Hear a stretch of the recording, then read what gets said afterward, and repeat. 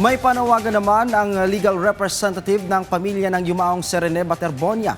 Hiniling din nila na sana ay hayaan ng universidad ang mga players na nakasama ni Rene sa Aurora Province na magsalita hinggil sa totoong nangyari dahil sila anya ang isa sa totoong may alam sa nangyari.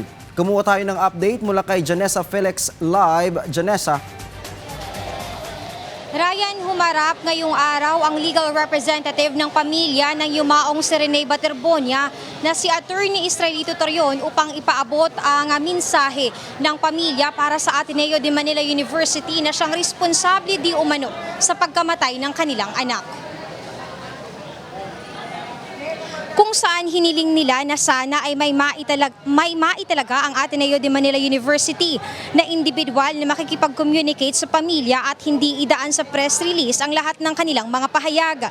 Hiniling din nila na sana ay hayaan ng universidad ang mga players na nakasama ni Rene sa Aurora Province na magsalita hinggil sa totoong nangyari dahil sila anya ang isa sa totoong may alam sa nangyari.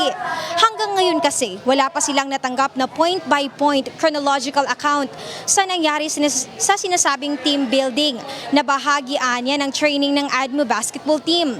Dagdag pa, hindi anya pakikiramay ang kailangan ng pamilya mula sa universidad, kundi ang formal acknowledgement of institutional accountability.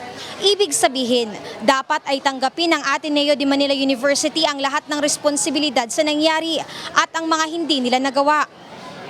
At sana ay kusang ibigay ng universidad ang tulong sa pamilya ng yumao na walang kapalit na kondisyon. 4 na araw kasi matapos na nangyari at doon pa nagbigay ng pahayag ang Ateneo sa pamamagitan ng social media post.